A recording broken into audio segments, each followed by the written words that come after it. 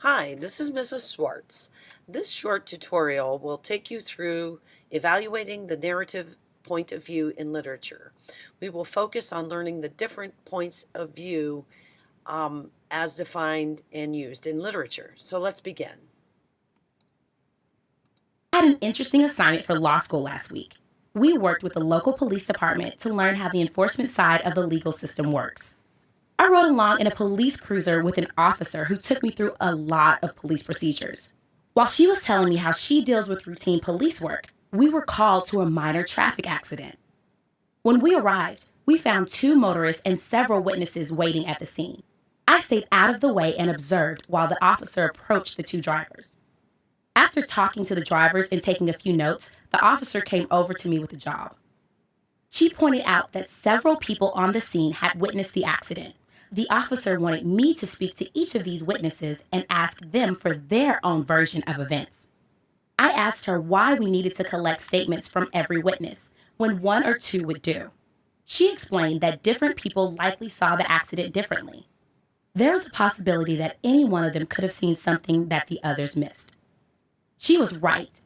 Each witness did have a different point of view. In this lesson, you'll learn that stories and novels can also have different points of view. You'll identify these points of view, and you'll rewrite a story from one particular point of view. Narratives have different elements which, when put together, make up the elements of the story that we can view and look at the events, the characters, and the atmosphere. So we're looking specifically at point of view. The final element of a narrative is the point of view, and that is, as it's outlined, the point of view is the perspective from which the story is told. It allows the author control of how the reader views the events of the story. We're going to look a little deeper into this element. We're going to look at three different points of view: first person, second person point of view, and third person point of view. Let's look at first person. First person point of view. Stories in which the narrator takes part in the story's action are told in the first person point of view. To identify this point of view, look for the narrator's use of first person pronouns such as I, me, and we. Authors use the first-person point of view to get inside the head of one character. Readers get an intimate understanding of a first-person narrator's opinions, emotions, and thoughts.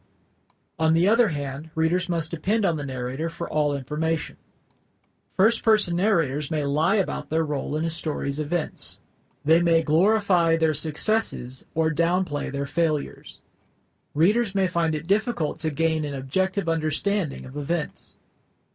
The novel Jane Eyre by Charlotte Bronte is an example of a story written with a first-person narrator.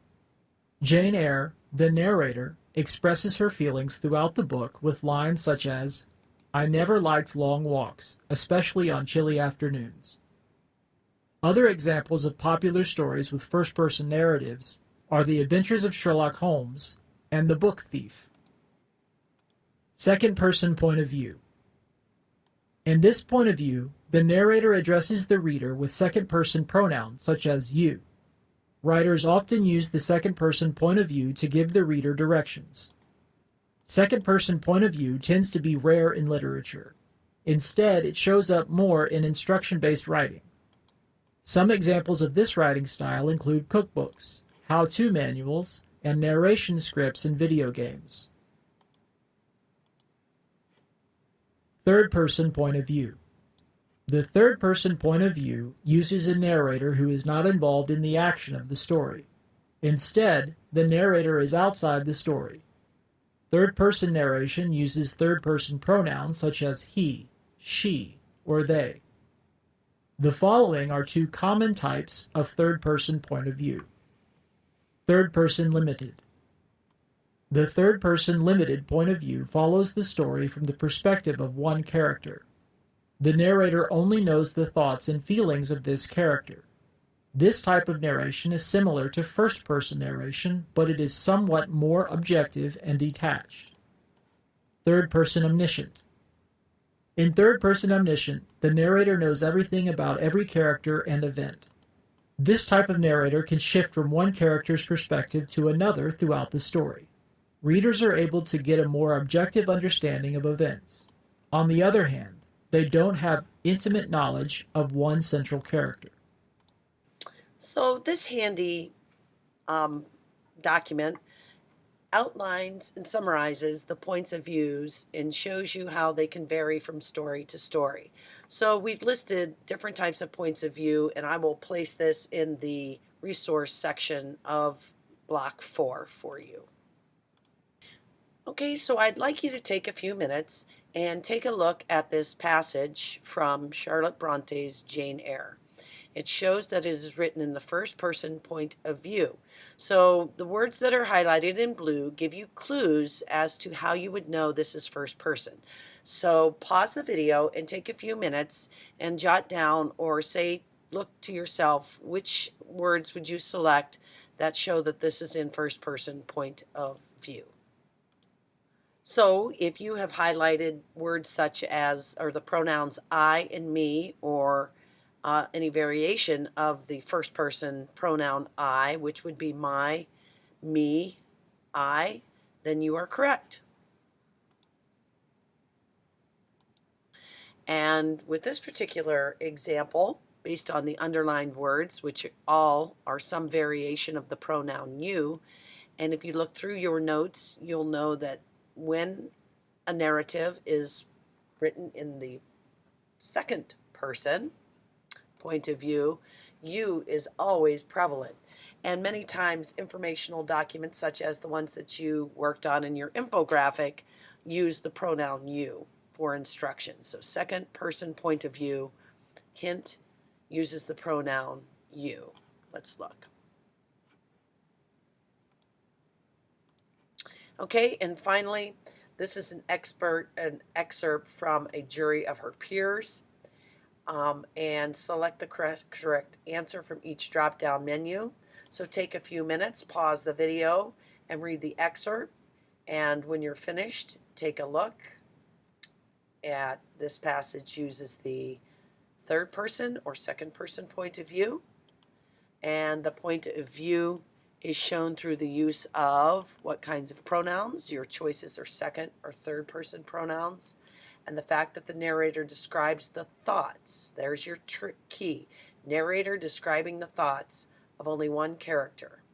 So take a few minutes to look that over. So if you answered third person limited and the point of view is shown through third person pronouns, then you have answered this correctly. Your third person pronouns are highlighted through she. Let's see, here's another she, her, which is the possessive, and it looks like he is also in here. So those are your indication of your third person pronouns. Finished putting together all the statements I collected at the scene of the accident the other day. I found that each person's version of events differed on many points. More importantly, a few witnesses gave a different version of events than one of the motorists. Now we have to leave it to the police officers to decide what to do with that information. In the lesson, you learned that point of view in stories and novels affects the way readers see the story's events. Each type of narrator presents information about the characters and events of a story in a slightly different way. Stories with a first-person narrator can be very subjective. Narrators may overplay or underplay their role in a story. You need to understand the narrator's personality to figure out what the truth is. The second-person narrative is rarely used in fiction. It is most useful for giving instructions, such as directions to a location, recipes, instruction manuals, and so on. Two types of third-person narratives create their own form of subjectivity. Third-person limited is similar to first-person because it sticks to one character's perspective. But it has more objectivity than the first-person point of view because it uses an outside narrator. Third-person omniscience offers much more objectivity because it gives readers multiple perspectives on events. You've seen that a story changes with different perspectives. You've learned to identify the pluses and minuses of each perspective. At the accident, and in the literature, you can see that it is important to use all the available information to recreate a story in your mind in order to separate what is real from what is made up. Congratulations, you have completed the tutorial seeing different points of views. Let's move on to the next lesson within Block 4.